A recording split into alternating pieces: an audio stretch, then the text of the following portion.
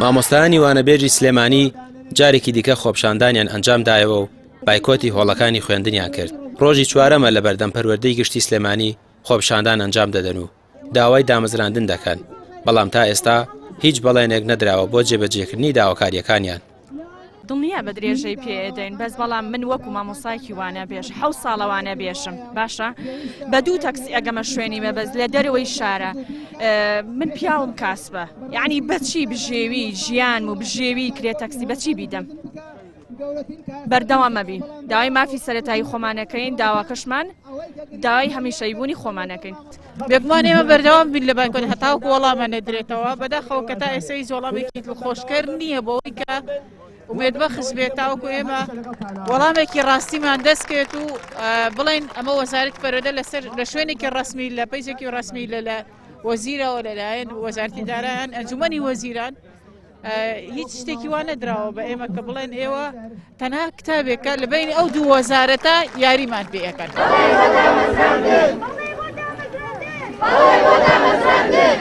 لە چەمچەماڵ و ڕانیەش وانەبێجان لە خۆپشاندان بەردەوامن.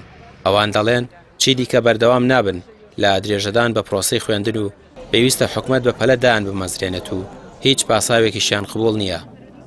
داواکاری ئێمە دامەزراندنەوە چکە چەندین ساڵێ ئێمە دەوامەکەین مافی خۆمانەکە دامەزرێن مامۆستامانەی هاتوچۆکە ینی مانگی 100,000 زیاتر بەس بە هاتوچۆکەوە سەرف کات. یعنی هیچ پارەیەکی بۆ نامێنێت تۆ مناڵێنە هاتوچۆکەن مەسرەفە لەبەرەوەمان داوای دامەزراندنەکەن و مافێکی خۆمانە. بەڵێ زۆر زیاتر لەوان بەڕاستی ئەوان جار وایە 20 ساڵێن ئەمە بە 30 ساڵینەوە بەناچاری بۆی پارەی زیاتر وەرگرین. بایکۆتی هۆڵەکانی خوێندن دەکەم حتا جوابمان دەدەنەوە. کۆمەڵەکە ساتۆتە سەرخەت بەڵام تا ئێستا جوابێکی وامان نەدراوەتەوە.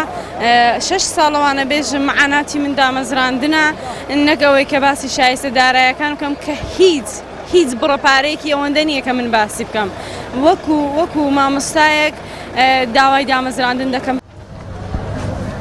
پەرلەمانتارێکی کۆمەڵی دادگەری کوردستان بەشدار لە خۆپشاندانەکانی وانەبێژانی سلێمانی دەڵێت سبەی بڕیارە یادداشتێک بە سەرۆکاتی پەرلەمانی کوردستان بدات تا بانگێشتی وەزیری دارایی و پەروەردە بکرێت بۆ پەرلەمانی کوردستان تا لەسەر کێشەی دانەمەزراندنی وانەبێژان ڕوونکردنەوە بدەن و چارەسەری کێشەکەیان بکەن.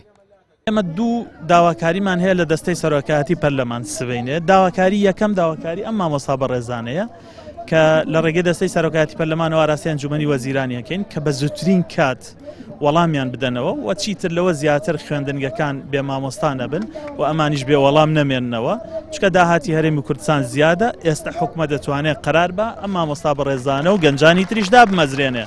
ئەوە خاڵی یەکەم. خاڵی دووەمەوەیە کە دەستەی سەرۆکایەتی پەرلەمان دەستکاتەوە بە دانیشتەکانی خۆی پەرلەمانی کوردستان لە دانیشتنێکی تایبەتە داواکاری مامۆسایانی وانەبێژ و داواکاری تری خەڵکانی تریش لە کوردستانە گفتوگۆ بکرێ بە تایبەت داواکاری مامۆسایانی وانەبێژ. ئێمە سبەینە ئەم دوو کارەکەن پشتیوان بەخۆ. مامۆستایانی میلاک و بەشێک لە ڕێکخراوەکانی قوتابیان و مامۆستایانی زانکۆ هاتوونەتە پاڵ خۆپشاندانی مامۆستایانی وانەبێژ و پشتگیری لە داواکاریەکانیان دەکەن و تا دێت بازنەی ناڕەزایەتیەکانیان فراوانتر دەبێت. بەناوی ڕێکخراوی شاین بۆ زانست و فەرهێدانی خوێنی باڵا ئەمڕۆ هاتووین پشتگیری داوەڕەوەکانی مامۆستا بەڕێزانەکەین. ئەم مامۆستایانە ڕێژیان زیاتر ژماریان زیاتر لە 20,000 مامۆستای لە سەرتاسەری کوردستانە وانەبێژن مانگانە 50,000 پێ دێت تا ئێستا حەو مانگەوەریان نەگرتووە. یعنی حکومەتێک ناتوانێت 50,000 دەست مامۆستایەکەوە بێ بە مناڵێک پێی ڕازی نابێت. ئێمە پشتگیری داوەڕەوەکانیان دەکەین. حکومەت هەرێمی کوردستان وەزارەتی دارایی وەزارەتی پەروەردە هیچ بیانیوێکی نییە بۆ دانەمەزرانی ئەم مامۆستایانە. ئێمە وەک مامۆستایانی میلاک هاتوین بە پشتیوانی هاوپیشەکانمان مامۆستایانی وانەبێژ کە ماوەی چەند هەفتەیە کە چەند ڕۆژێکە لەسەر شەقا من هەستم بە شەرمەزاری کرد کە ئەوان داوای مافی خۆیان بکەن و ستەمیان لێ بکرێ بەڵام ئێمە دەوام بکەین. بۆیە لەگەڵ چەند هاوڕێک و پیشەیەکم هاتوین بۆ پشتیوانی مامۆستایانی وانەبێژ. لێرەشەوە داوا لە مامۆستایانی میلاک دەکەم پشتیوانی مامۆستایانی وانەبێژ بکەن. لە هەرێمی کوردستان بە نزیکەی 23,000 مامۆستای وانەبێژ لە قوتابخانەکان وانە دەڵێنەوە. بایکۆتکردنی هۆڵەکانی خوێندن لەلایەن وانەبێژانەوە ئاستەنگ بۆ پرۆسەی خوێندن دروست دەکات. بەڵام تا ئێستا نە وەزیری پەروەردە نە بەڕێوەبەری پەروەردەکان لەسەر ئەو کێشەیە قسەیان کردووە. ڕامیار عوسمان کەناڵی پێیام سلێمانی.